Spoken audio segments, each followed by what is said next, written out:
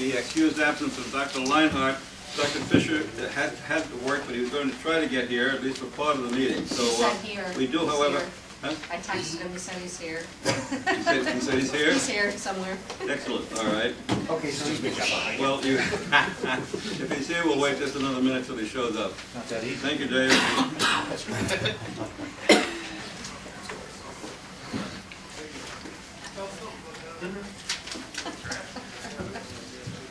Sunday for my 90s will be Polish food. God bless you. They're adding another country, so. We're not going to mention that word anymore. Dr. Fisher's on board. Yeah, that's a format word. That broken car. Come on, Bill.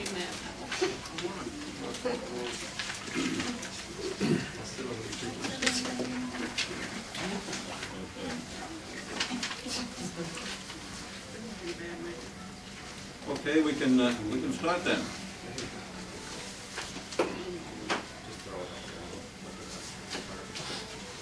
Our first order of business is request for approval to begin BLS use of intranasal Narcan. These requests were received from Cherry Valley, Jefferson, and Conesville, respectively.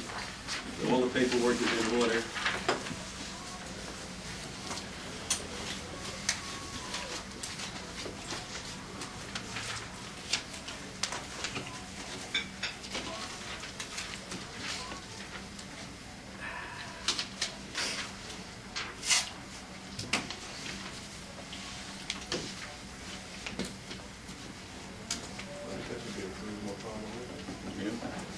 We have Drs. Markowitz and Mazanovsky and Fisher here, and Dr. Daly is here from Albany Medical Center.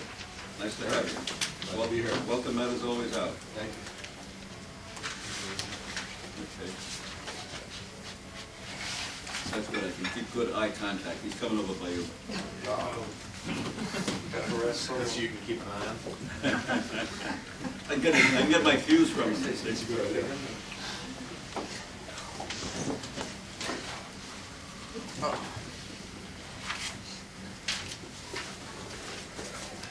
So Cherry Valley, Jefferson, and Conesville have each requested in writing on their letterhead and signed by their medical directors, they would like to begin the BLS use of intranasal Narcan. So how say the physicians?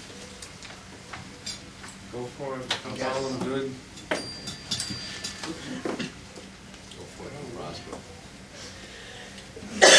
Now I have a request, next item, I have a request from the Cherry Valley Squad in Otsego County to provide service at the critical care level. They have presented all their paperwork, so I can pass it around for you all, the physicians to take a look at. Are they just starting ALS? They were ALS once upon a time, went back to BLS, and now are requesting to go back to ALS, and Dr. Fannion has signed off on it as their medical director and has approved the bump up. What are their plans for controlled substances? They do not say it in the paper. Because now any agency, I believe, that goes up to the critical care paramedic level has to include controlled substances. Okay. So, I mean, my suggestion would be to approve them contingent upon them getting it within X amount of time. Okay. I asked the doctors then, what is your pleasure on the contingent approval? That sounds perfect. We'll prove it with the contingency on the medications. What time frame do you want to give them? I thought we had till May 15th. They do, but after that, the daily clause was passed. I'm glad you came, Mike. It's a little funny. After that was passed, any agency that went for an upgrade was supposed to include controlled substances. Because the challenge is Bassett's not going to have their protocol supposedly presented until... But here's the deal. I talked with Lee about this because we know about the issues at Bassett, and it's not for lack of trying. We actually stuck John Morrissey on them. Thank you. Hey. But anyway, as long as they can show proof that they're trying, and if they show good faith attempts, because I said to Lee, I said there's at least 10 agencies that I can name off that'll probably be in this predicament. and she's aware of that. We're gonna just take it day by day. But I think they're gonna have to at least have a plan and have everything ready to go except for that piece. So,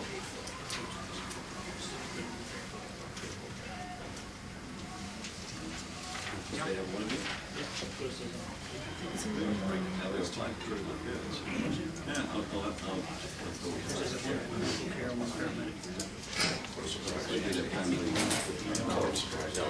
Phil, do we know how many ALS providers they have? They have 2 ALS providers.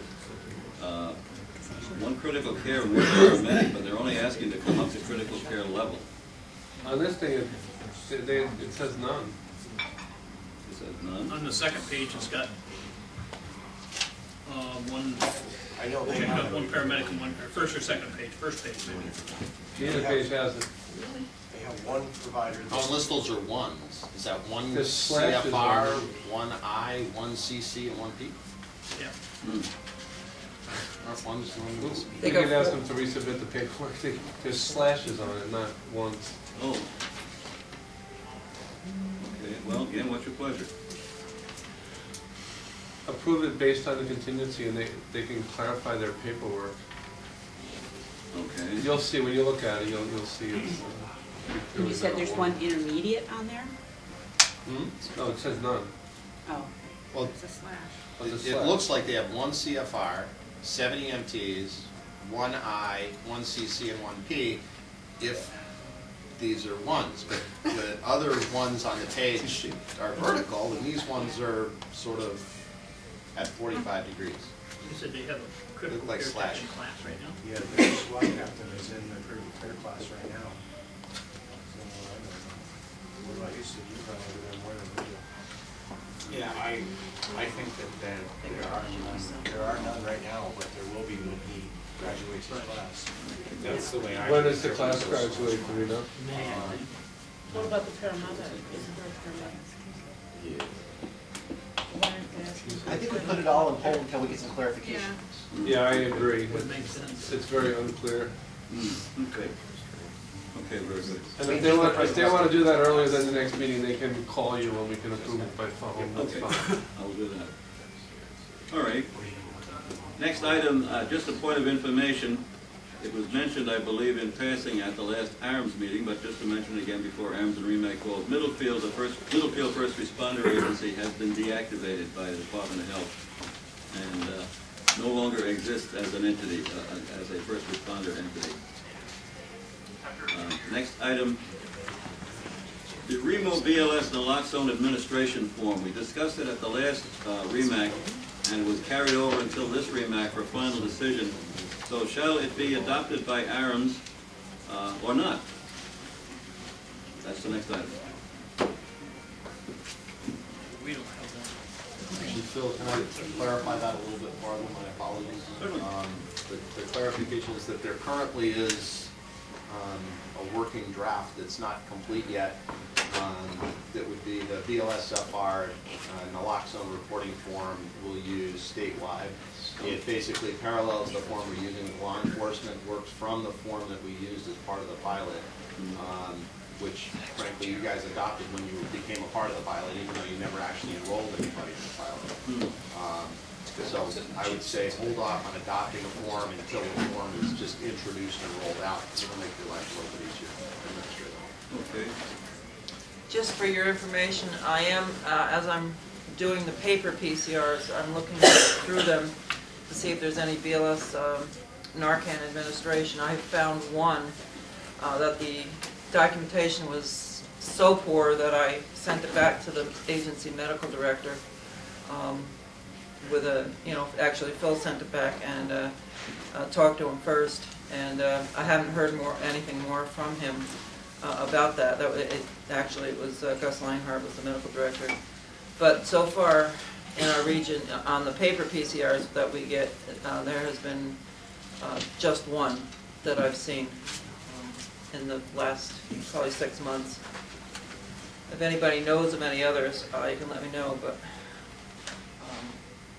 I know of an agency that says they sent you paperwork on one that happened within the last couple weeks. I didn't get anything. No? Okay. Haven't received any paperwork to that effect, no, not at all.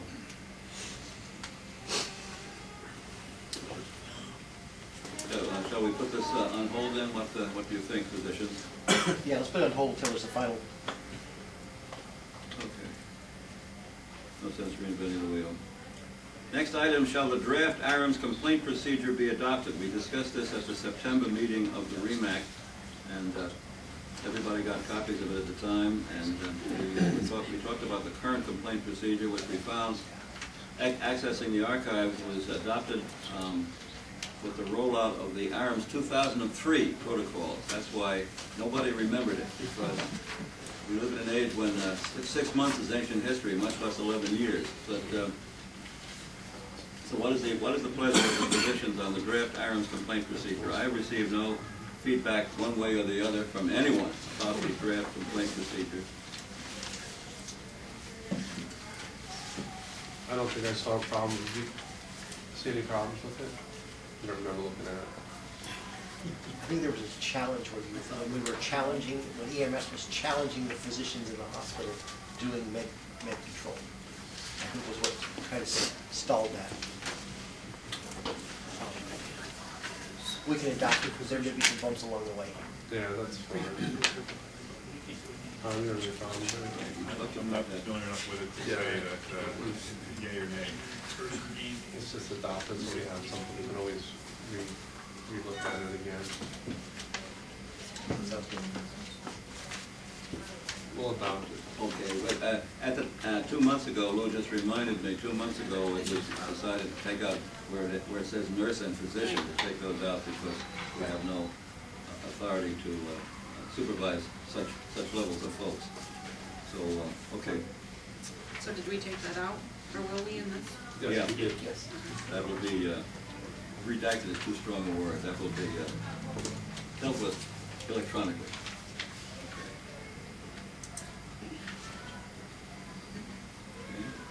Adoption of the revised collaborative protocols as previously approved by CMAC. These were sent out to everybody in sight on the 20th of October. I received not word one back from anybody about them. The only comments were earlier than our last meeting, earlier than our October meeting. Dr. Markowitz had made some comments in writing, which were passed on to all the REMAC folks. But since sending them out on the 20th for the discussion period, no feedback has been received. And I'll just give you just a very quick rundown on the new Android app. That's hanging loose in the clouds somewhere out in California.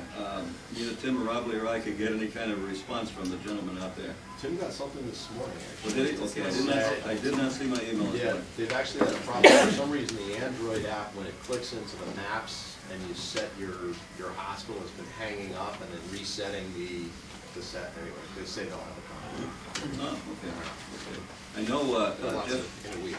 Jeff Midgley is the guy out there in California, and this was a good month ago. I asked him what was going on, and he said, we have some revisions made. He said, just take a look at them. And I tried and emailed him back and said, I cannot find a link to take a look at them. He says, just reload them. He says, delete your current ones that you have in the beta version and just download. Well, it's a good thing I didn't delete them, because then I'd have a big blank space on my smartphone, because the links are all broken. And that's the last, that's a good question, I don't know. I'll answer that in a second. The app, anyway, all right, we'll see what else with the app. The revised collaborative protocols, how shall the ROSC pre-hospital therapeutic hypothermia issue be dealt with? We already sent a note out to all our providers saying, don't do it. Right. Is that out of the protocols now? It is out, okay. Yes. Okay. We don't, gotcha. Okay, so whatever the physicians would like to do, the physicians have the final word on the revised collaborative protocols. My understanding is we have to get a letter drafted and forwarded to the CMAC so that they can deal with it at their October meeting. Marcus, oh, There's no dealing with it. Needs to be done. All the letter is saying the physicians have adopted it, and that's. Okay. Okay, what's the pleasure of our physicians then? Does anybody else have any comments before we Can we have clarification on the rollout date? I know that you're starting, Remo's starting the first of the year, SREMS is starting February 1st. I think we've lost a few months and agencies need a little lead time to get medications and in-servicing done. And we still have to send them to the hospitals, all the agencies, and Well, so. that went out on the 20th of October. Yeah, but you made a change with taking the, Taking the Rouse. Well, that, boroughs. the Ross went out to everybody.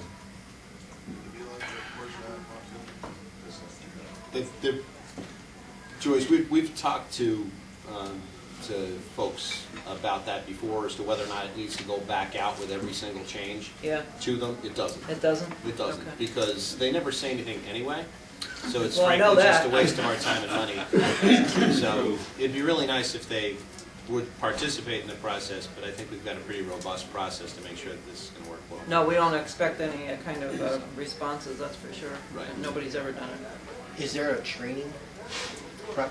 We have training for Haldol, for ketamine, which is a paramedic level agency only optional drug, and for norepinephrine to replace dopamine, that will be published probably within 2 weeks. Is there like a basic, There's my way of saying 2 weeks. is there a basic way of protocol change class per se?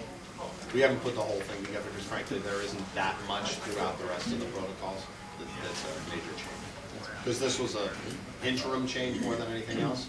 And if any advanced agencies want to institute nitrous oxide, that'll be all on their own, which is the only other major change. Okay, so there's no protocol test this time, as there was with the last one. We didn't institute one in Reno. We did not. So in other words, then we don't need to have a rollout class as we did with the current protocol. That's entirely up to this REMAC, but in ours, we're teaching to the drug changes, and that'll be it. Makes more sense to do that because otherwise I think you're just. The 16 changes will be more robust because they'll take into account more of the things that are being done in Western New York, particularly around end-of-life issues, some of the changes around the excited delirium versus just chemical patient restraint, and provider safety issues related to those. So there'll be more robust changes for 16. So that's when this one literally was just an Has any initiative been taken at your end about printing new copies of the protocol? Yes, we're not going to. You're not going to? No. Somebody wants to print it, they can print it.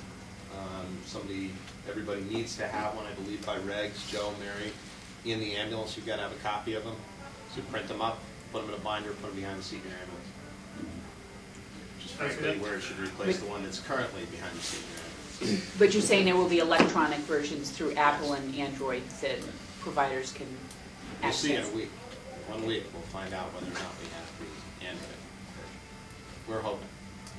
I know the gentleman out in California, early on in email conversations with the small beta testing group, said that there'd be a seamless transition to the new stuff when it came in. That stuff is just basically it's text within the application itself, so updating that isn't an issue for them. The big issue is whether or not they can get the workability of the app. I'm surprised, frankly, that they're having as much trouble with the Android version as they are. It's fine. That wasn't that hard a platform to work with, but the hell was. They got far more complicated Android versions of stuff out there, our little protocol. Are there any proposed updates from American Heart Association? That's one of the things we're hanging back and waiting for. That's why we're dragging on 16 stuff. And that's something we're just gonna have to wait and see what they bring. There's lots of rumors over what they're gonna do, but nothing substantial. We won't know anything until next year. Should be left to see. So is February reasonable, or is that too soon?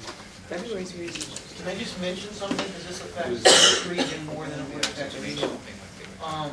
In the new protocols, ketamine is included, and one of the stipulations of approval for ketamine is that the access is limited to only paramedics. So if you have both critical cares and paramedics, you either can't carry it, or have to have a separate paramedic access only safe for it. The other thing with ketamine is that every utilization's got to be reviewed by the medical director. 100%, And same as there's gonna fentanyl. be data collection sheet, so we can look at it prospectively as well. Make sure we report that out well. Financially, that answers the questions I had. Is there a way to put another lock in the lockbox? You know, another area in the lockbox that it could just be Like separate? a pair- Yeah, I mean, Under a single, you don't need one lock, you need, if you had like one safe and then 2 boxes in there, paramedic and critical care, you could do that. okay, that sounds like a reasonable, But how would you make sure that only paramedics had access? Yeah, By issuing It'd have to be keys to worked out. just the paramedics. yeah, yeah, they get the keys. I don't anticipate a lot of use because of the associated financial. In a volunteer world with limited finances, I don't see a lot of use. And then, what are you guys using for emergent? Are they giving Versed and ketamine together so that No, you not giving it can't together. give two But agents? if there is an emergency reaction, it would be addressed with Versed. Via med control. Yes. So I think there's gonna be some issues that it's gonna, in our volley world. It's gonna- I don't anticipate this will be instituted by a lot of volunteer agencies, just because of the additional reporting requirements and use requirements. It's complex. And then the financial piece. You'll have to excuse my ignorance. In what settings are you using ketamine on your trucks? What are you? We'd be using it for actually for induction, for disentanglement, as well as for adjunctive pain management at very low doses. I see the third use as being the one that would be used the least, probably induction the most, and disentanglement as a very useful tool. And even from the ARMS area, what I see is if you're using ketamine for disentanglement, it's probably about time to make sure that we've got someone coming from the trauma center to see if we can give you a hand. Because that's a big deal, disentanglement. That's the only one I think that, for induction, is there a significant need for a separate agent? You mean other than methamphetamine? Yeah. Well, one of the things that we found along the way, and when it first got expanded to the use of induction, is because etonidate was on national shortage. It also is a absolutely fantastic agent for induction, just in the sense that it doesn't, that it supports blood pressure and pulse throughout the procedure, and it's really good intact airway reflex component. So it's actually pretty safe agent to use. Safe, I just wasn't, it seems like a lot of trouble to get it on board. I suppose having an alternative in case of national shortage is a good idea too, but it just seems like a lot of work for something that I hardly ever met myself in an ER, you know? I see this something that I think it's one of these drugs that came along, we looked at for a while and we said, oh, that's good, and then we started using it a little more in kids and then a little more in kids, and at this point, after the experiences they've had with it in Afghanistan and Iraq, it's really made its way into the mainstream of use for a whole lot of different things. It's even being used intranasally for pain. So that's something we need to gain additional experience with. And just as a side note, for agencies, some of the agencies cover these interstate highways where we have 1 to 2 hour applications. It's going to be very useful for us. And again, just as a reminder, that if you're out there working for 2 hours, give us a holler. We'll be there for hour number 2. We'll block and get on our horse. All right, so getting back to where we started. The revised collaborative protocols, should we? Is working on that. Mike, you know the answer to this. Mike, the letter, I have to draft a letter for Dr. Leinhardt to approve and sign off on to the CMAC as far as the protocol. Should we put an adoption date in that or not? Just that. Why don't I send you the copy of the letter that Strams wrote, and that way you can just use the same letter. Excellent, okay. Yeah. All right, that'd be wonderful. If you just email it to me, that'd be great. That would be super, okay. Is that agreeable then with the physicians with regard to the adoption of the collaborative protocol?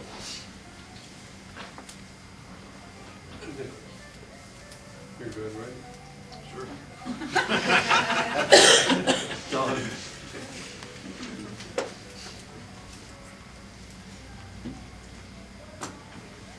Dr. Leinhardt couldn't be here today. He's busy with hospital business, but he definitely wanted to be kept abreast of what's going on, so I'll be glad to do that this afternoon. Any other new business as may be pertinent to be brought before the organization? I have one piece of new business, though. Sure. And it was something that I actually asked my REMAC to start, which is to turf the authority for making protocol changes from the REMAC to the collaborative protocol group, so that next year or in the future as we make changes, we continue to inform and involve the local REMACs. We don't have to go through the same process we did this time of going back and saying, oh shoot, everybody didn't do that. Let's make sure that we cross our I's and dot our T's from a regulatory perspective. REMO has already tossed our authority to the collaborative group to do that. How many folks do we have in that group? It's large. It's large. There are about 20 physicians and somewhere in the neighborhood of 30 or more additional people that are involved on a pretty regular basis. And I would say probably you get about 20 people physically anytime we have one of the meetings associated with CMAC. So each of the regions that have signed into the collaborative protocols are well represented on the group. The only ones that aren't represented there well actually are some of the folks from the southern tier who basically send a note every once in a while saying, thanks, like you're doing. Seems to be. Anybody, I don't have any idea who's on it from ARAMS. I was just curious. That's on it. Howard's on the list. Who else? Yeah, Rich is on the list. Bill's on the list. Gus is on the list. Okay. Don's on the list.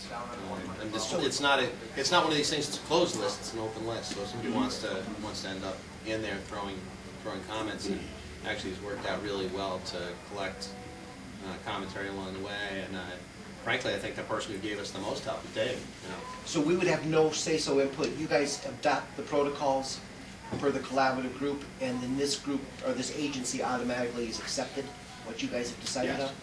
Yes. But basically, it's not REMO doing it. It's the collaborative group coming up with the answers. At this point, it's some minor tweaks along the way. Is basically where we're going. There'll be some relatively larger changes, but the goal is to make sure that everybody's got an open voice within this. Seems to be working very well without exclusion, and the goal is to make sure it continues to be a non-exclusionary process because really it just seems to work more efficiently that way. I agree with the efficiency. I think the idea of us, your REMO may be a different world than some of our small volunteer agencies. And at those times when we're struggling along, REMO may be a little on a different page. I think we need to think twice about being thrust onto that page when we're not ready, or if we're advancing in a different direction.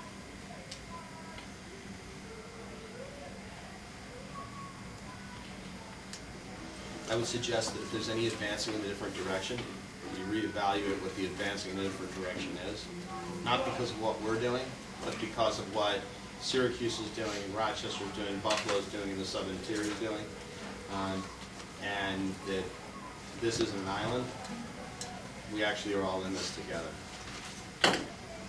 So We're all in terms of making it work and looking for optimal patient care, we're clearly all in it for the same reason. Right.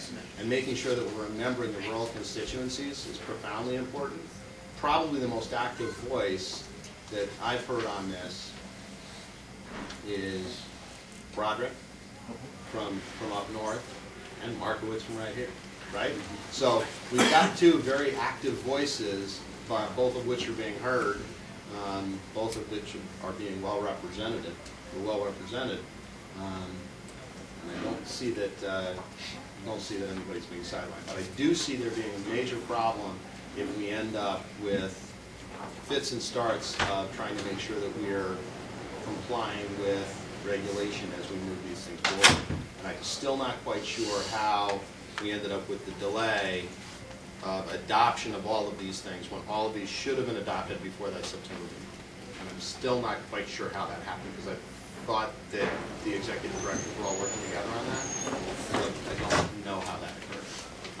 And that's something we can't have happen as we continue to move on. Because we are working with an app, and we are working with one set of ultimate protocols, and that's where it needs to stay.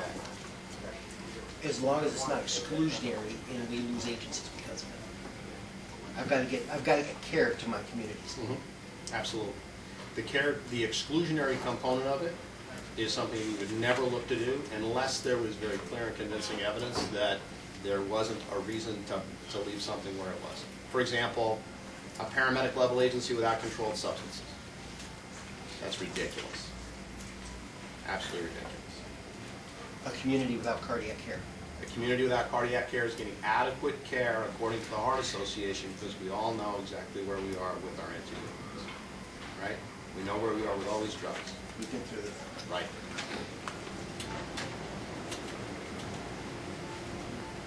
Do you foresee these going statewide eventually, within the next couple of years, or?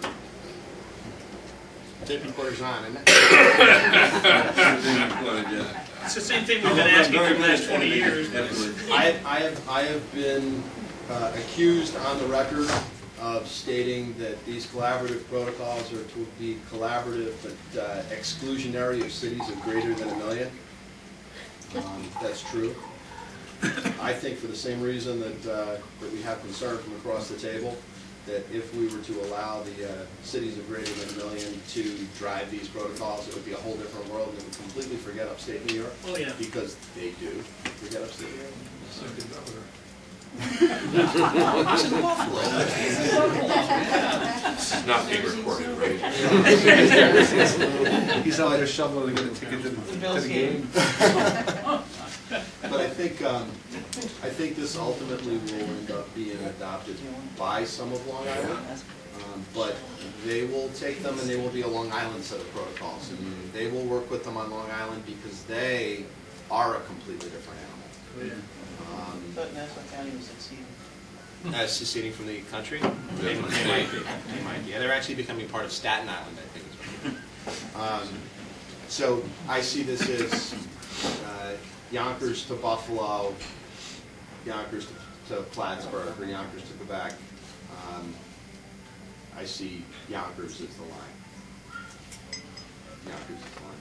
The other thing is that the flexibility that we have as a group of REMACs north of Yonkers to talk about these things and bring things together, we lose if it suddenly becomes a statewide protocol, where then we have more regulatory concern. So I think this has more potential, more legs. And certainly the people with the protocols that are the most different. Erie had very different protocols than we did in Western New York.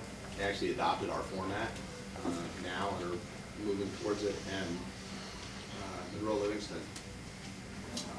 And it's the merging of formats between Monroe Livingston and the collaborative protocols in New York.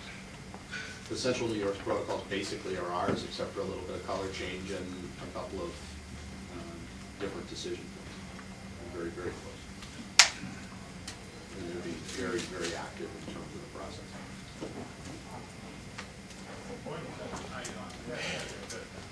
Okay, any more on the topic? We're just discussing that downstate versus upstate, Albany versus small community. It's got to be about versus, right? It's not. It's about working together. It's about working together. What was that? I have to interpose here something which Joyce is going to get annoyed with me about, because she doesn't like me telling anecdotes, but some years ago we were in Vancouver, British Columbia, and we had an occasion to take a taxi back to our train, which would take us back to Seattle. And a nice gentleman, a Sikh gentleman, was driving a taxi, and he said in impeccable Queen's English, where are you nice folks from? And I said, we're from New York. And he smiled, and I said, that's upstate New York, that's very different from New York City. And he burst out laughing, and he said, I hear that quite often. That was Vancouver, British Columbia.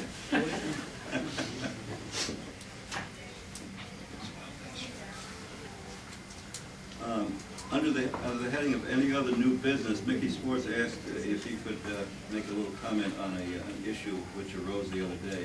I'm going to ask him to, if you don't mind. Mickey's impeccable timing is usually. Got nervous. He walked out? I'll be right back. I think we have to. Wasn't a bladder control thing. We did receive a few pieces of correspondence from the Department of Health, which is by way of informational issues, and I'll mention those very briefly to the members of the REMAC in executive session shortly. It'll only take literally 5 minutes, I think. I know I say that all the time, but this doesn't require any action on the part of our REMAC, but you should be aware of what's going on. Update on the Ebola preparedness issues. We can maybe talk about that if you don't mind. Here comes Mickey.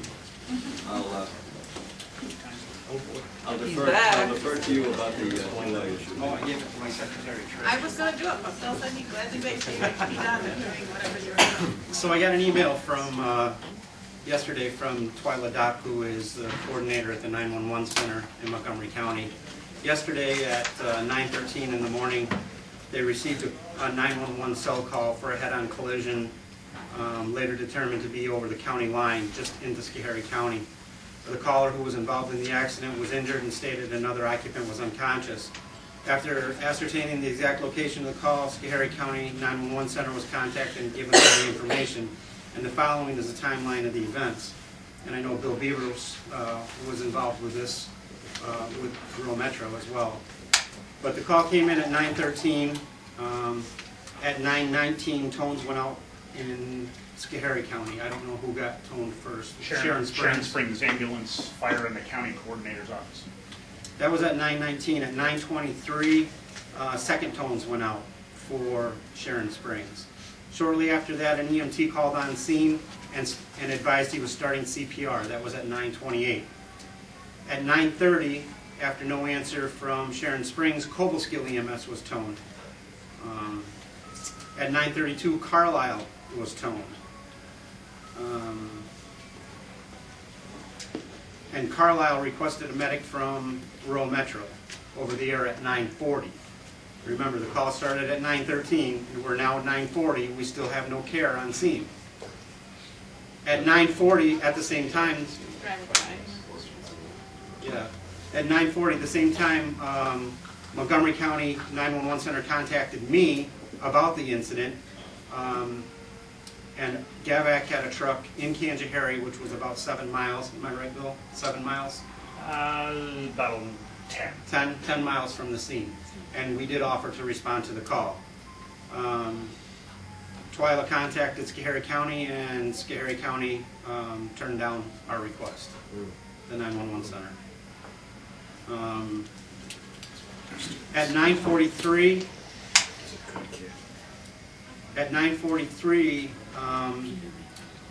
a chief of a fire department on scene called to cancel Rural Metro's response. We were called, I gave you the time yesterday, I don't have it with me, what time we were requested. With the understanding that when I was in my station in Cobleskill when this call came in, we had a double paramedic crew in the station, seated in a rig with the door open, waiting to be dispatched from the time this call originated. We are about, well, almost equal to this, about 8 minutes away from the call. So that was at 9:43, they canceled Rural Metro with no ambulance on scene yet. And at 9:44, then they wanted to know what the ETA of Rural Metro was. Who canceled Rural Metro? One of the fire departments, I'm assuming Carlisle chief, or maybe Sharon Springs. I believe Sharon's chief canceled us. There's a little confusion. What was the reasoning for that? Because it was a fatality, is what we were told afterwards. Where were the county, like Bill and all the guys, the Schoharie County guys? They were en route. I believe when we were canceled, one of them was on scene. I believe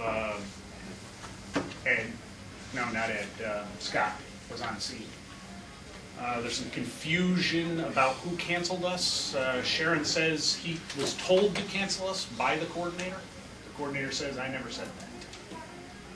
And who called from, an EMT called from the scene and said it's... Yes. Apparently he happened to be driving by. That's my understanding, is an EMT from an agency outside of the county came up on the accident. trauma arrest immediately, I guess. Yeah, 21-year-old SUNY Cobleskill student. And then this morning, while at this meeting, she sent another email that says, just an FYI, Schoharie County just went to third activation on the Delta response for a 4-year-old in respiratory distress. So she wanted me to bring this to you guys just as a point of information, and I don't know where you can go from here with that, but it's pretty disheartening. And if I must say, it's not unusual. No, it's not. I listened to it. It's not unusual at all. I contacted Mike Hartzell yesterday, who's the director of the Emergency Management Office for Schoharie County, which oversees EMS, fire safety. We had a fairly lengthy discussion about this specific issue. Sadly, I had a meeting with him the day before about this stuff. I realize it doesn't change overnight, but we are the only agency who calls in and out of service with Schoharie County. Everybody else is page and pray.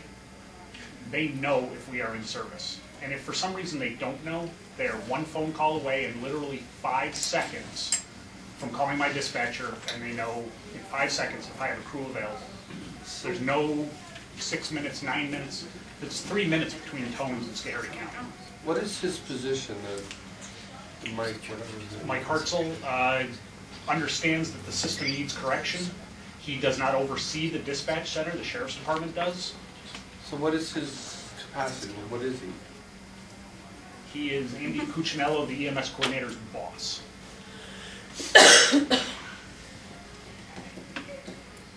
You can understand my frustration. This happens all the time. When this was happening with Mid-County, before, we chose to use somebody else as the second tones, GAVAC, because we knew they were around. Do they have anybody else that we could do that with up there? Or we could recommend? We are the only 24-hour crew, per se. Everybody else is paged out and toned out. We have asked to be sent to every call. I know there's breaks in my ambulance because I'm constantly paying to replace them. If Carlisle gets a crew and goes en route and it's a call that, you know, is believed to be a BLS call, and they are a BLS agency, they'll apply the brakes, turn around and go home. But the county refuses to make any changes. County understands the legalities of that? They're responsible for dispatch. No. The short answer is no, they don't understand their potential liability, even though it's been expressed. So how can they be made to make changes? It's inexcusable at this point.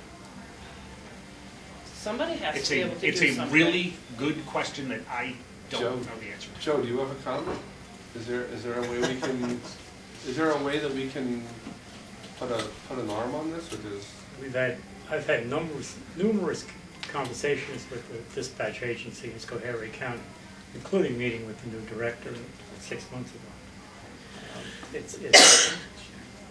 We've expressed our concern about the response of EMS in Schoharie County, and we got, for lack of a better term, a very blank stare. We really don't have any control over the dispatchers. We don't have any regulations requiring that. All we can do is try to convince them that they are a very important part of the medical response, and that if they should knowingly do something wrong, they probably put a liability on themselves unnecessarily. That seemed to have a little bit of effect with the director, but obviously nothing has changed since then. I would say in the positive that with Mike in this job, he's only been in the job for 10 months now, I guess, maybe 11 months. Coming into it fresh, he's a former military guy. He's willing to learn, and if there is to be change in time, I live in Schoharie County. I've been a volunteer there for a very long time. If it's going to change, it would change under Mike's oversight at this point. I think this is the best chance for change that there's ever been. But Mike has no authority to make a change. Is that? How can he not? I think that Mike has a position now where he could very strongly encourage the sheriff and the person oversees the dispatch to make the changes. I think that could happen. You have two agencies, you have yourself and GAVAC that can really, this is a problem with patient care. That's exactly A what it is. huge So Bill, do problem. they have their own county advisory board? Because we made that decision within our county advisory board and then told the sheriff what the plan was gonna be. There is Schoharie County has no EMS advisory board. They have a group called SCARZA, Schoharie County Volunteer Ambulance Squad, whatever. A loose group that meets every 2 months to discuss things, has no authority to make any changes. The only thing they actually do is appoint the people who come to this meeting. So, There could be a letter from the REMAC expressing their concerns to the sheriff and to the county emergency services coordinator. Possibly even the county board. Well, yes, certainly. Board meeting. Who's the medical director for Schoharie? Phil? I'm sorry. Who's the medical director for Schoharie? It varies from squad to squad. Gary Wakeman sees some of the squads. I think Gary Wakeman's for Schoharie County itself. he's for, I think it's Gary Wakeman's for the Gary County coordinator. Critical Care Team, yes, Gary Wakeman is, yeah. What's their mutual aid plans? I mean, they allow this repeating tones 7, 8, 9 times. I hear it. The polite answer is what mutual aid. That's crazy. The current dispatch protocol is tone out the primary agency, whoever comes, whoever's on the CAD is the primary agency. After that, the protocol is at the discretion of the dispatcher to send whoever they think is close. So why don't we suggest to the sheriff a letter saying that this call was brought to our attention and it certainly aroused our concerns, and maybe if there's a critical call that we could, if there's not an ambulance en route within 6 minutes, that we would put calls out for a second agency. And you can't really direct the agency, I guess. Steve, have you had any success working with them? I mean, they've got 88 running from. I'm not trying to put you on the spot. This is I'm happy to share. I've worked with this county for 16 years. I mean, to they try were to the last improve county in the response, state to go to smart automatic triage. standby, and This is the second fatal motor vehicle accident in 5 days in the county. Well, that's why I was asking Steve. There was because of 5. There was a hit car pedestrian right in the village of Coleskill Saturday evening. Fortunately, my crew was 200 yards away when the call. Good thing for Dunkin' Donuts. Good thing the hospital was between Dunkin' Donuts and where the call was. as Bill said, the new director of emergency management there may not have authority, but he has gained in a very short time the ability to waiver decisions and influence change. So if it's going to happen, Mike's going to be the one that makes it happen. And the sheriff is open to suggestions and such, but Will he sit down with you? These two people? Yeah, I had a meeting at Mike's request literally the day before yesterday at his request to discuss some of this stuff. We have sat down. I have somebody coming to the county from Herkimer County who's pretty good with the liability aspect of this to talk to the group, but unfortunately his grandson passed away when we were supposed to have a meeting. It's been delayed. But my thought is that maybe they need to hear it from not the guy from rural Metro. They need to hear it from somebody who's, I don't know, not partisan. I think they need to hear it from a lawyer. Yeah. Well, I mean, if they hear it from a lawyer, they're going to hear a packet of a lawsuit. Yeah, I this know, thick, but and then it's too A late. SUNY student might happen. I mean, there's plenty of other examples. The guy would have died. The ambulance was on scene. The guy would have died. It's not. Yeah. That's not the thing. The thing is, in the We've had our agency told, don't respond as a first response to a called out cardiac arrest.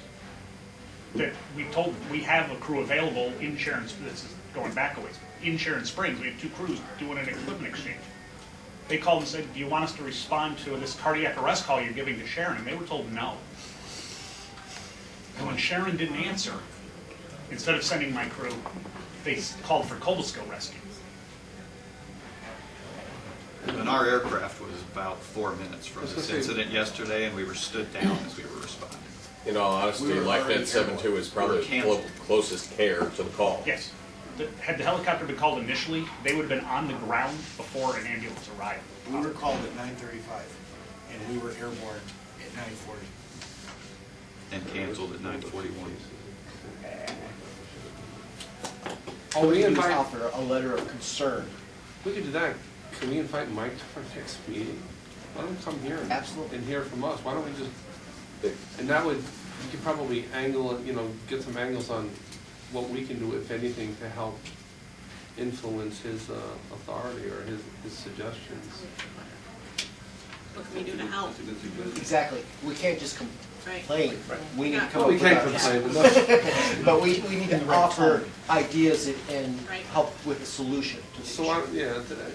I mean, it's been going on forever. We'll have a meeting in 2 months. Let's have him come and see if there's anything he would like, and maybe you can just let him know we're willing. We'll do whatever we can. Support. Are they doing enhanced 911? EMD dispatching? Yes. So who is their medical director for? I just asked, they don't know. They don't. Because they don't. we had this problem in Otsego County. My understanding is they and don't have one. we worked through it. We had the same problem, and then they pressured the medical directors, the medical I mean, director of the dispatch center. In Otsego County, we got it so that on an echo response, you basically, it's whomever's closest. Yep. We got through the whole, the home agency gets dispatched twice, and if you get to the third agency, it's CMT with a countywide CON, and whomever is first on the agency's mutual aid volunteer EMS scratch down list. And it's reduced, it's fixed this problem. If this was a barn fire or a fire alarm, 3 departments would get toned simultaneously to respond to that call. But somebody in cardiac arrest or a 2-car head-on, we're starting with one agency and toning and toning and toning, then we're moving to the next one and toning and toning and toning. When there's a commercial agency available to be right on the road. And I think the Fulton County groundwork is pretty easy and clear. The ALS agency, as Fulton County gets dispatched for every call in the county. Unless Broad Alvin or JVAC or service ALS and report it in the county. So I mean, every time Northampton gets a call, every time Broad Alvin gets a call, and JVAC gets a call, they don't have a crew or they haven't reported in. Fulton County gets its own, the truck gets on their own, and it makes the other agencies step up or go away. You're either going to step up because you can't sit around and not take the call because they're going to beat you to it, or they're just not going to be able to function anymore because they're not going to make any calls because it's taking them 10 minutes to get out the door on a good day to begin with. So I mean, that's how Sheriff Laurie 20 years ago changed that. The ALS ambulance will be dispatched to every call in Fulton County. So you look around the state, and I just sent Beth a quick note here to see if she could lean over to Joe. We didn't understand what you were. Okay, so in 2003, there was a woman by the name of Jeannie Alejandro, who was the medical director for Suffolk County, who instituted a policy across Suffolk County that said, and forgive me on my times, but they're wrong, but basically there had to be notification of an agency response within a certain amount of time, and an ambulance had to be en route to a patient within a certain other amount of time, where the call was automatically transferred to another agency that would be able to respond by dispatch, regardless of mutual aid plans in place by the agency. Because it's not the agency that can't handle a call that has any responsibility at that point, it's the people dispatching the call. And Suffolk County was bearing that responsibility. That ultimately ended up leading to great changes in Suffolk County, including a new job for Dr. Alejandro because the fire chiefs basically rode around on a rail, but she left in her wake much improved dispatch planning for Suffolk County. Doesn't mean that Suffolk County isn't still an issue from time to time, all right, but it means that they did a whole lot of work. From that, we instituted a relatively similar policy, which I was just trying to get a copy of, and I can't find, because it's old enough at this point. But basically, where it served its primary goal was actually in Rensselaer County, where we have a similar situation with, along the 22 corridor in eastern Rensselaer County, with volunteer agencies, nobody else coming, and now it's volunteer agencies with a Mohawk ambulance or an Empire ambulance coming immediately. And I think most of this is actually Mohawk response at this point. But I don't know because I don't follow it, because at this point, it's working reasonably well. Do we have long response times in that corridor? Absolutely we have long response times in that corridor.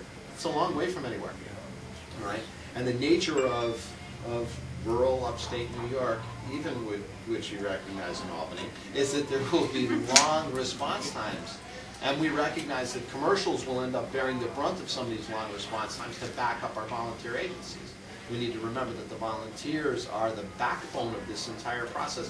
Even if it's just some poor kid in a car who stops to help out at that car crash and who's there for, what, 45 minutes waiting for somebody else to come, right?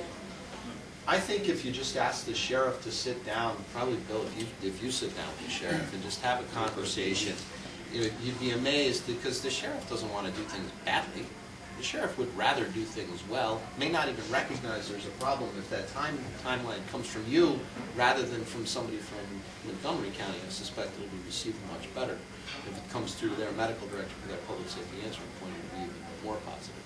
There's also the pot of 911 money, which is supposed to go only to agencies that are doing EMD as part of their call. And EMD means there should be a physician involved somewhere. That's another pathway in. But no sheriff in New York State doesn't want to do things well. So if the sheriff recognizes that they're not up to the standards that their constituents, that the voters that elected them would demand, I'm sure they would be interested in working towards a solution. It's quite obvious that if they're using enhanced 911, somebody doesn't understand it. In enhanced 911, there would be a simultaneous dispatch, to the closest rig. Well, it's a question of how the CAD system is set up behind the 911 system, right? But the basic of the enhanced 911 is, you got a basic rig and you have an ALS call, then you tone out an ALS agency simultaneously. Only if they built the system out that way. Right, but I mean, that's the basic of it. And their answer to that is we toned a county coordinator.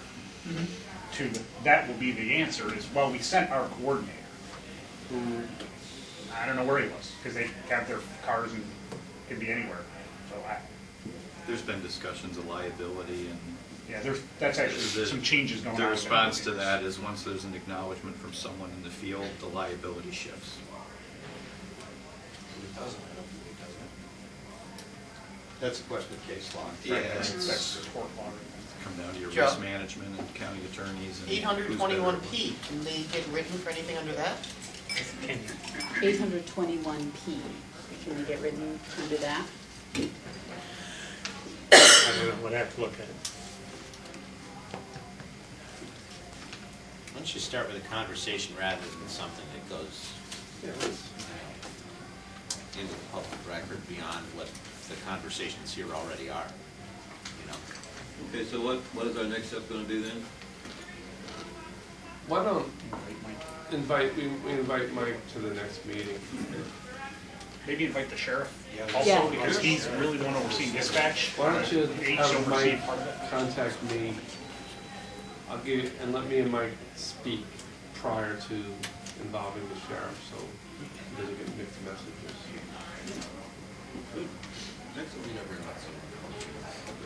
Thank you for having Rich floating around to help us out.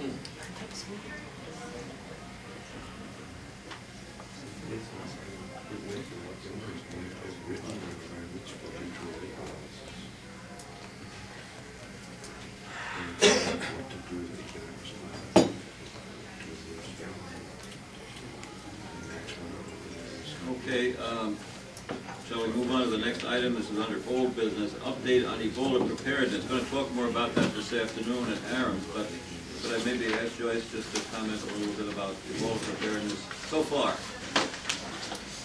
Well, at this point, we've been in contact with many agencies. There is very, very little available as far as any, new PPE orders. I know that the full head surgical hoods are not available. The last I heard was the DuPont products, which is the classic one. Yeah, that's about a 6-month back order. So I know a lot of the agencies are having great problems coming up with the PPE needed. I did take the time, several agencies, they were talking about operating procedures. I had no idea where to go with it, so we sent out, Phil sent out, I believe, in the last probably 4 days, 3-4 days, some sample operating procedures that I put together. These are by far, these are just off the top of my head. That was 2 days ago to the members. And what I did basically was write up and then think about it and then think, no, that's not going to work, and revise it and stuff like that. But I did put together some policies and procedures. I'd like you to, if you have not read them through, take a look at and come back with your suggestions and so forth. It's very complicated, as you all know, but as you get into it, trying to figure out how to disinfect an ambulance, where to disinfect an ambulance, exactly what the procedure is going to be, that kind of thing. It gets more and more complicated as you think about it and try to write this down. So our agencies need guidelines on operating procedures. There's a new guideline out, it's called Planning Considerations, put out by the Department of Health, and it talks, as I did in here, it talks about a regional approach to Ebola response, and I think that is, especially for our small rural agencies, which most of them are, we are going to need to think seriously and develop seriously a regional approach to this, so that we have Ebola-ready agencies that have a team, have an ambulance ready, and can respond. If you just think about it, and that doesn't allow other agencies to say, no, I don't have to do it because we've got a regional. No, they all have to do the plans, have the equipment, have the PPE and so forth. But if you think about it, if any one of our small agencies gets a call for a known or a possible Ebola patient, just the time that they're going to need to put the plastic and, basically plasticize their ambulance inside, don their PPE, it's going to be a long time before an ambulance can respond to that. And in many cases, probably most cases in the region, a prepared ambulance, a prepared crew, one that has been prepared ahead of time, could respond within the same time as a small volunteer agency could get all their stuff together, prepare the ambulance, prepare the crew, and get to the scene. So I really think that it's really worth our while to talk about what agencies are willing to have teams that are ready, and how we can coordinate this regionally. I would offer, and I would entertain any suggestions on that, and also on the operating policies and procedures that I put together, because I had no guidelines when I started this. Yeah, please, just to make your comments, if you would, about the sample operating policies and procedures, just to do it by email back to us, please. And Mick, I think, wants to comment.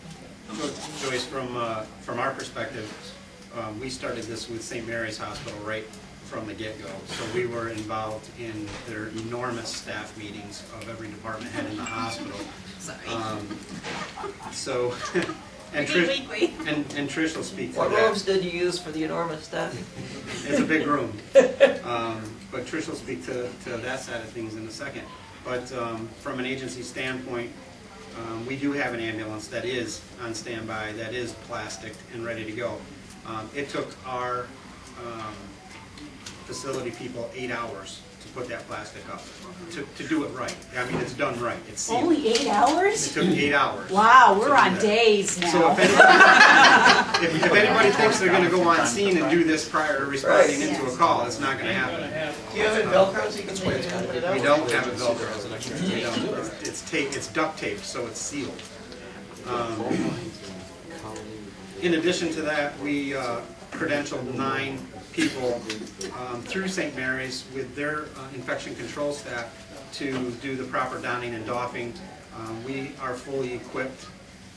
Every ambulance is fully equipped with 2 sets of PPE from head to toe, and the supervisors have Tyvek and air-powered PAPRs.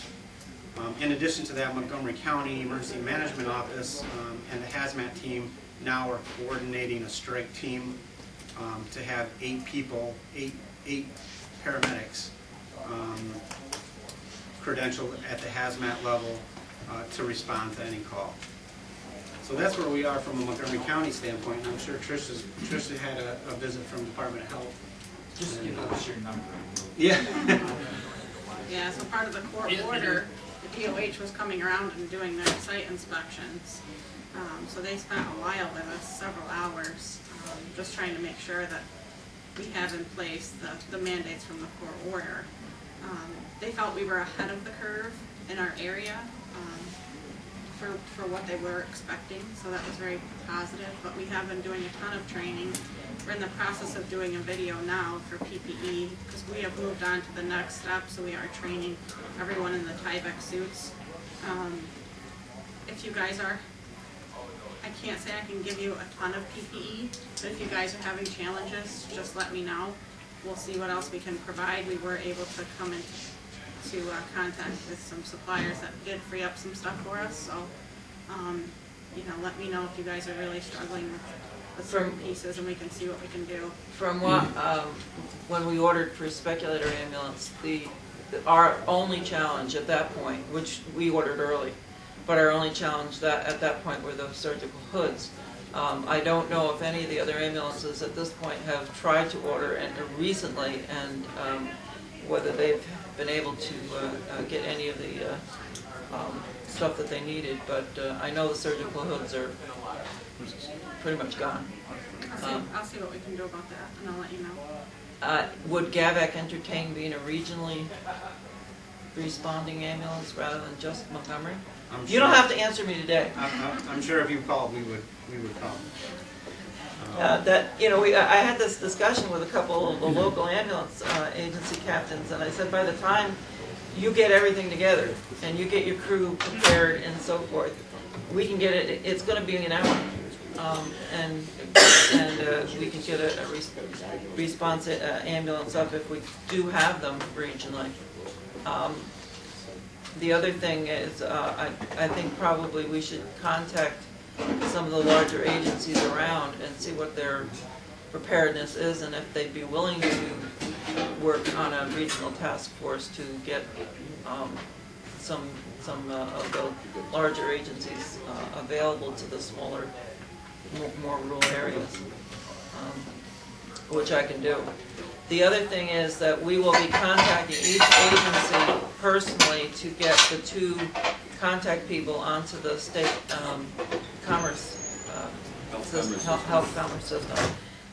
We have heard from very few people from agencies that have done that, so we're going to start the process of contacting every agency that we have contact information for personally to get those names and get them onto the health commerce system, because that's one of the mandates. And right now we've got a very poor compliance with it. I can't get the state to give me what I need to do it. I've been trying since So all you have to do is go October. to a website and request it. I have, and they sent, So wait. so what, I mean, it just, there's Who's like your a, regional rep? Phil is, Well, yeah. Everything is just under try the to- program agency. Right, I just have a call to Dollar County rep. Now that the hysteria from this has dropped considerably, And the elections. the elections are over, the question that bubbles to the top of my mind is, how long are we going to be expected to tie up an ambulance, the commercial providers at least? I think it's unrealistic to expect us to, forever in perpetuity, to keep an ambulance plasticized in terms of tying up our resources. So 6 months a year I could maybe see, but after that, I got a problem. I absolutely agree. I mean, how long do the monthly PPE drills have to take place? Yeah. I mean, and trying to get like 30 volunteers in all at the same time. We have to do this over and over and over and over again just to get people in for the training. It's to the point where volunteers, you know, they don't have to do this. I'm just a volunteer. Well, And it's pretty clear, at least in our 3 counties, and Mohawk was talking about it yesterday at our ambulance association meeting, that volunteers are pretty much counting on the commercials to really take over this role, because understandably, they can't tie up, if they have 1 ambulance, or if they have 2, they can't tie up one of their ambulances, but what, even for a month. So it's gonna be up to us. I mean, that's pretty much what I'm hearing. Well, I I think there's a different stuff that's important here too. And I'm sorry to jump in, but you know, one of the things I think that absolutely has to happen is that our county Department of Health coordinators or directors, and each one is different, are going to have to reach back to the commissioner because the reality, as Dave put it, is that things up here are a little different, and volunteer agencies cannot meet the requirements of the commissioner's order. Therefore, they're out of business. So is really the intention of the Department of Health to close down EMS response for all of volunteer EMS in New York State or not? Because that's what the commissioner's order reads as. What we've asked the Commissioner of Health in Albany and Rensselaer and onward to reach back to Dr. Zucker and say, please, consider revisions to this. The initial revision is that these regional programs are adequate for response, but that still maintains the need to every month train your providers on this. We have enough trouble having them go through regular CME without having to get them through donning and doffing safely, which frankly is a 2-hour program once a month. Can't be done. And that was a letter that the collaborative medical director sent to the commissioner just before the commissioner's phone call with Gus Burkhead, and it has never been addressed or answered. It's something we've talked to Onion about. It's something we've talked to the commissioners of health to bring from the county level back to the state to say, this is not physically possible to do. They came close and touched on the idea of maybe with the most recent letter from the department, but they're not there yet. It's not possible for the volunteers to do it. There have been a lot of unsubstantiated assumptions made by the commissioner in this order. And from what I'm hearing yesterday, I hope that the county, some of the county health departments are going to do what Dr. Daly suggests. But it's pretty clear from what I'm hearing that, especially down in the Lower Hudson Valley, that county health departments are really overwhelmed by this and do not have the capability to do what the commissioner thinks they ought to do, frankly. Well, I probably shouldn't say this, but I think a lot of it, there was a lot of hysteria with it, and we've seen a lot of knee-jerk reactions. I can understand the problems that all of our volunteer agencies are going to have with this. I think people need to remember that back with the last quote-unquote crisis, with all the money that was spent, every county got a hazmat trailer. Every county in New York got a hazmat trailer. It was issued to them through federal funds. A lot of those hazmat trailers, from what I understand, some of them haven't never been opened up. There's tie-back suits and everything right in there.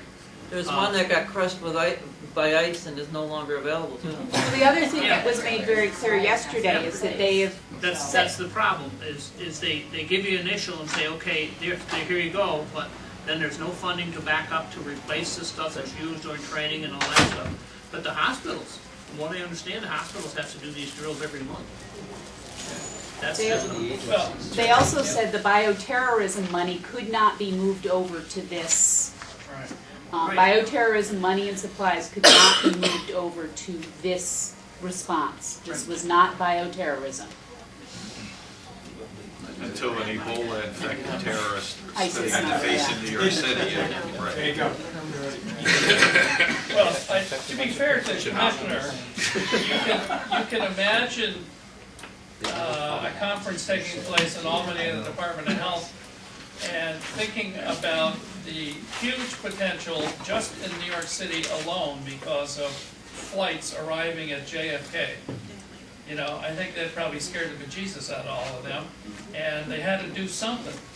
But I think they need some, as Dr. Daly suggests, they need some feedback from the rest of us and from the counties so we can have some kind of rational plan going forward for the long term.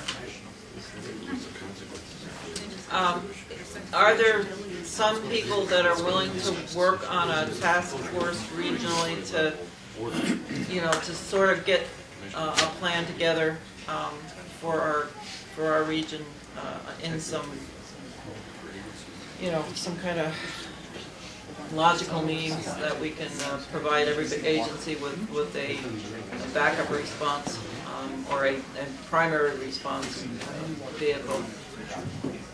I'd love to have somebody and some people to help me with that. And the other thing is, I really want to be able to, because all the agencies have to develop policies and procedures, I'd like to be able to give them some type of guidelines because they certainly aren't capable of. Why don't we, why don't we set a date certain by which time comments from the folks here would have to be received by us, and at that date we'll revise accordingly and send out the policies and procedures to all the agencies. Right. If you do what I did, I wrote these during the day and I spent hours and hours and hours and hours on this. And then during the night, about 3 o'clock in the morning, I'd wake up and say, that's not going to work. And I'd go back to revisit it. And most of it was the decontamination stuff. But if you would please just take some time to read these things through and think about EMS. From an EMS perspective, an ambulance, a little ambulance in Hicktown, Hamilton County or whatever, responding to this, and how are they going to you know, be able to do this? And where, number one, that's another one, where is the decontamination going to be done? Because it really can't be done outside in any kind of weather except for fair, no wind. Yeah. Absolutely fair, no wind. So just think about it, and how about by Joyce, I took that and made some revisions for motion and I can send it to you. great, yeah. If you, this is not to go out to the agencies, okay? Please, because it's not. No, as I mentioned when I said this is a working document right now. This is a working document for here to get your input. I mean, Mary and I had a very scholarly discussion on patients vomiting and how you should handle. I want you to know the nurses in the office jumped all over me. Basically what I said in here, and this is something I came up with in the middle of the night because I had no idea how to handle it, because I know in Speculator Ambulance, I've been there personally, we've had somebody, you know, vomiting constantly on the way to the hospital. It's an hour's trip. We didn't have enough containers to contain it.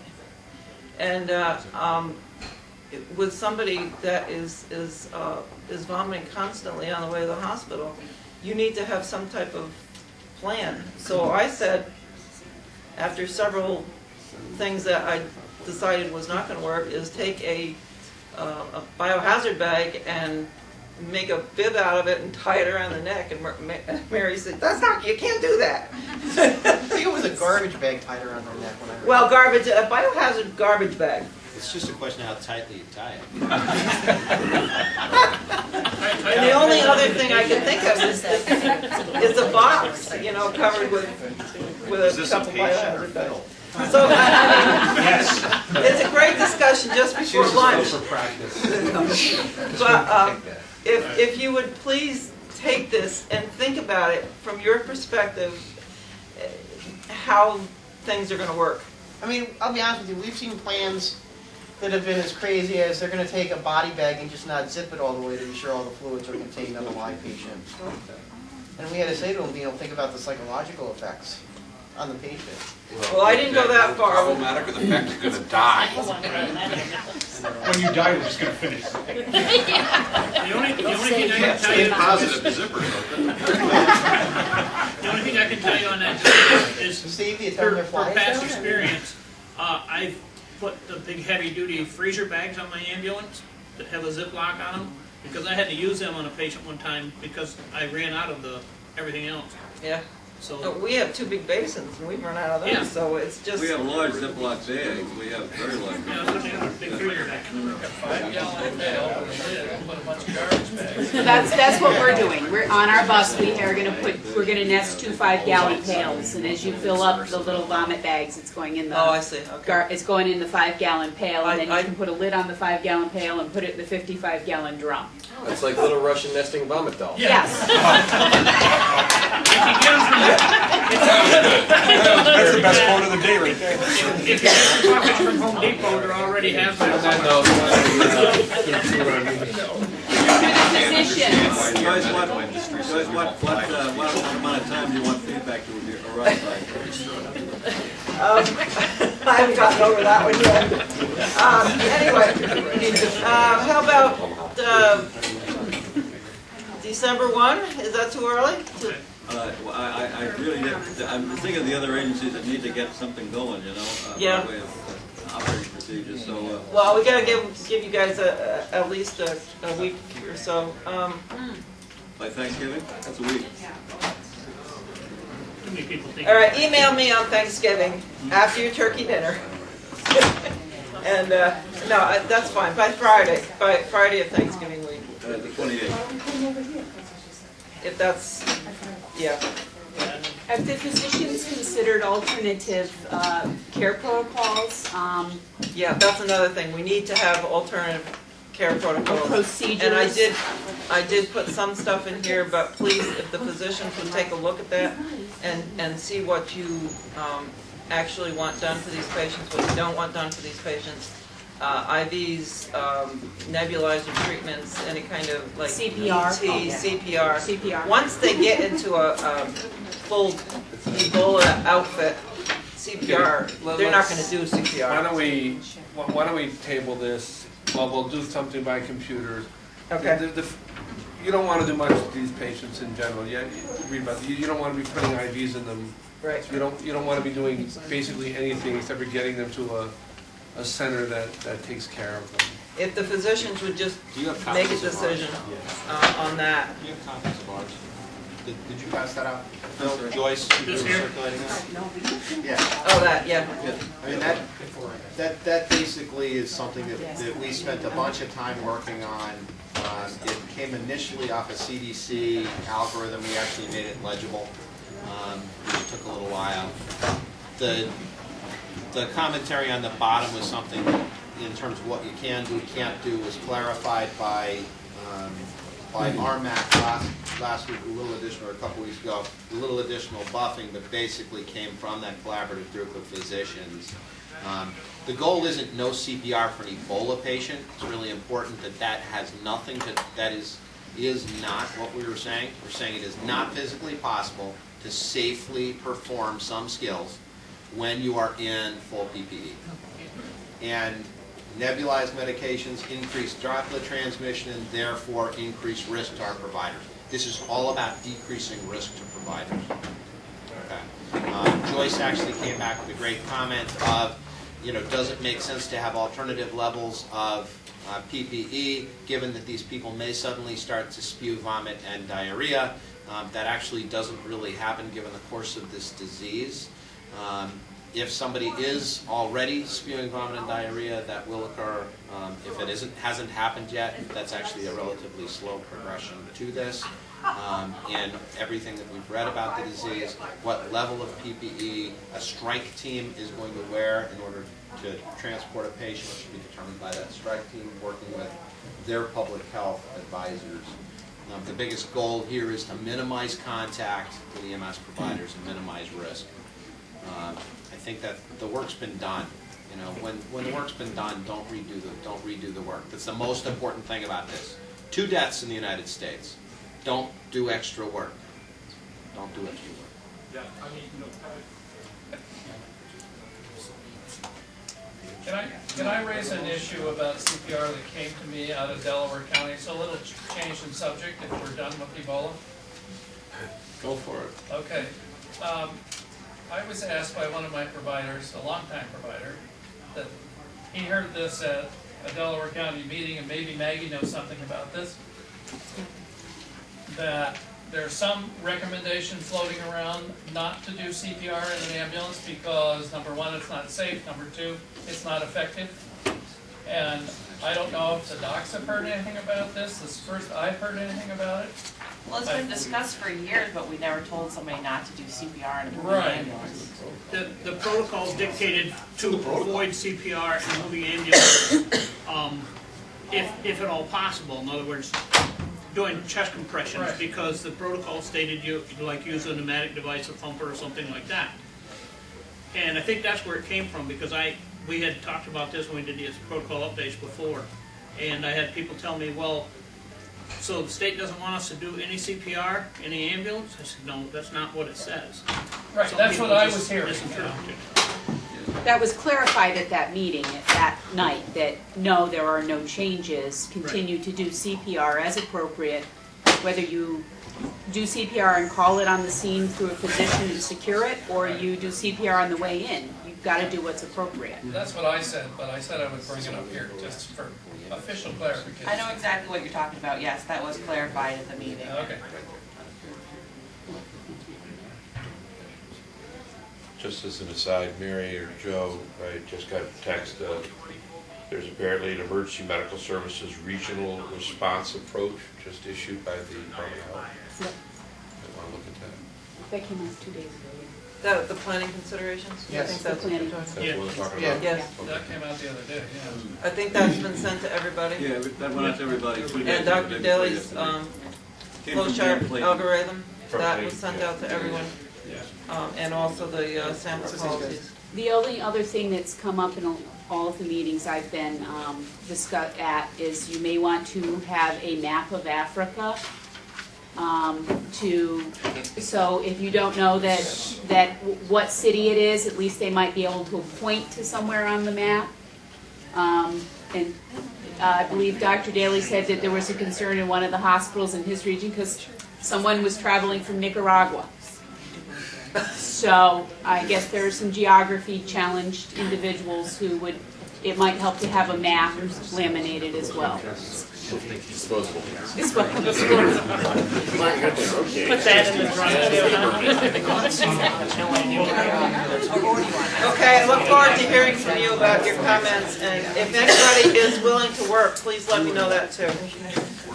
We're to work on a task force for regional response. If I could ask the members of the REMAC to just join me for a very, very brief executive session. Just a point of information I have to pass on to doctors confidentially.